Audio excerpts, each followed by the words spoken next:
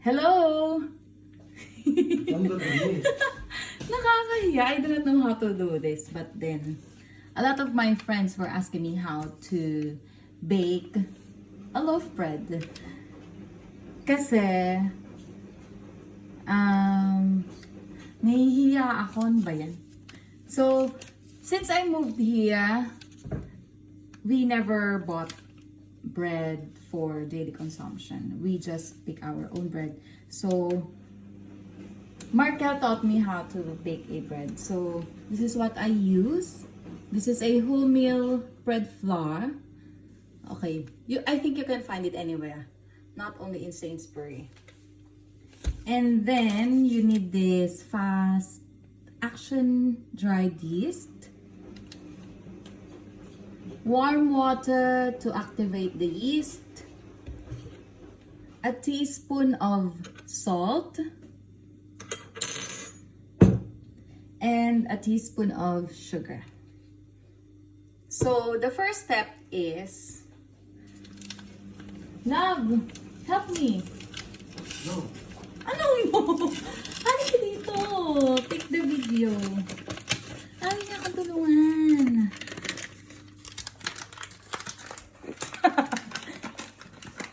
Okay. So, this is the wholemeal bread. You can, Turn the camera around. like that lang. Just keep it like that. I cannot see what I'm looking for. Just stay put. Actually, I don't really measure the wholemeal that I... Wait. So what I'm using is the wholemeal, but you can actually use a simple bread flour, It's more a plain complicated. flour, but more it's more complicated and you really need to knead it. It's so difficult. If I will bake a white bread, it's gonna be Markel who needs to knead it because I really cannot. So I use this mixing bowl to prepare my bread flour. So I don't really use measuring cups. I just make sure that I fill more than half of this mixing bowl. But for you guys, okay, sige. I will make use of a measuring cup. So let's see how many cups do we need to fill this mixing bowl.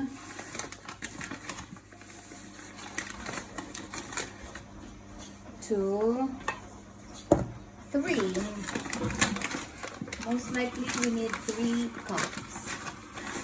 Kasi tayo mga Pinoy, tansya-tansya lang.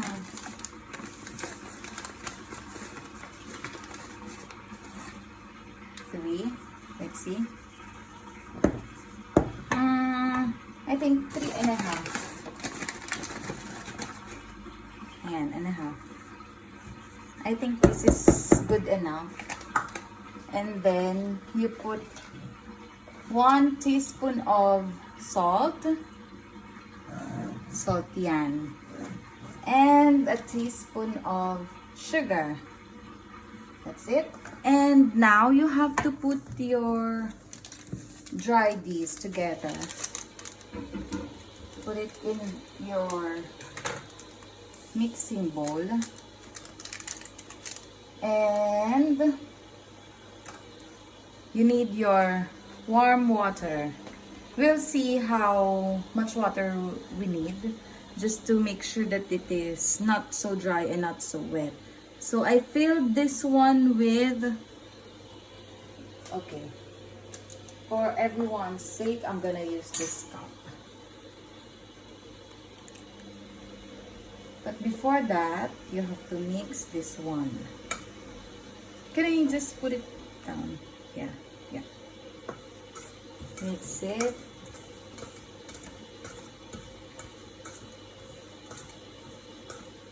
Next time, pag-aaral akong pandesal at empanada. Pag may time na ako. Okay. So, I'm gonna put first 1 cup of water. Let's say 2 cups first. Sabi ko nga sa inyo, I don't really measure. Tansya-tansya lang. Pero for everyone's sake, para pare-parehas tayo ng gawa. Gamit ako ng cups. So, make sure that your mixture is not so wet and not so dry. Just enough for a perfect loaf bread. Actually, I experimented before, like this, what do you call this one, love? 2-pound loaf bread mold. A molder. Ang dami niyang sinabi, no? Molder lang naman yung gusto ko. So what I did, half I filled with raisins and then half just plain bread. But, well, kasi may mga nag-hoarding, wala kaming nabiling raisins. Wala nang raisins sa market.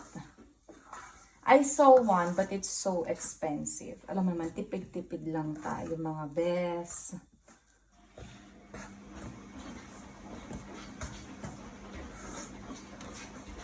So, I think I need more water kasi hindi ko na siya ma-mix. Let's try half or half first? Okay, half daw. Sabi ni sir. Let's see if half cup is enough. Half cup. Oh, mix tayo ulit. So, if you think that your water is enough for your mixture, you can leave it like this. Then,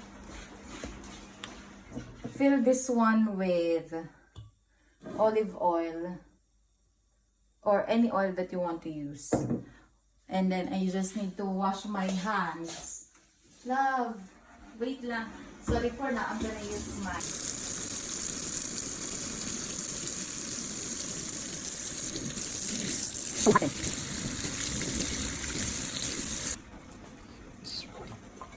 Okay, so you have to line your molder with oil so the bread won't stick on it. So, naline mo na, di ba? So, you have to mix it with your bare hands. I washed, don't worry. So, there's already oil in my hand. Just mix it. Just to make sure that it's equally distributed. And, kasi baka, ayan, like this one, there's still wholemeal flour at the bottom. So, para lang, this is not kneading, just, maybe you can call it kneading, but, okay, hindi daw mixing, hindi daw kneading to, sabi ni Markel, just mixing. Kasi, if you need, you have to throw, and then, stretch, and then... You can't knead wholemeal flour. Oh, yun daw. Naling niyo yun. You cannot knead a wholemeal flour. Because the shells of the wholemeal flour will cut the fibers. So it's not possible to knead. Ayan, may scientific reason siya. Diba? Ang dami niyang alam. So, ayun nga, mga besh. Kung, if you want raisin bread, you can put the raisins now and then mix it. And then, half-half, ganon. Like, half, like, plain, and then half with raisin bread. But since we don't have, plain bread lang tayo. So, ayan na siya. You just need to put it all in the molder.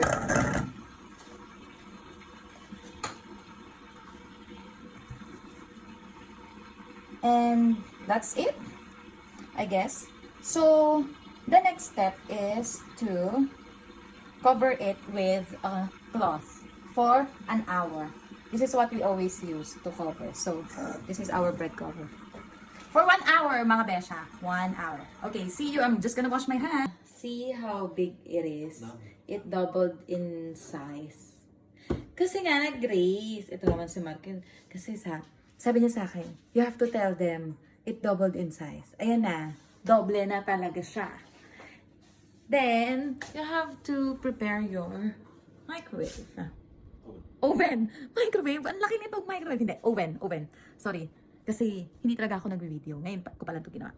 So, ayan. 210 degrees Celsius. 210 degrees Celsius. So, allow your oven to be hot enough to cook your bread. And then, you're gonna cook your bread for 30 minutes. That's it.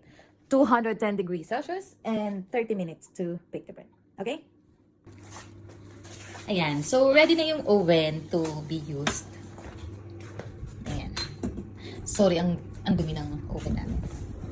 Just put it in. And wait for 30 minutes. Okay, bye! Ayan. So, okay na yung ating bread. Can you see that? Yeah. Wait. Off ko pala muna yung oven. Oh my gosh. Wait, guys.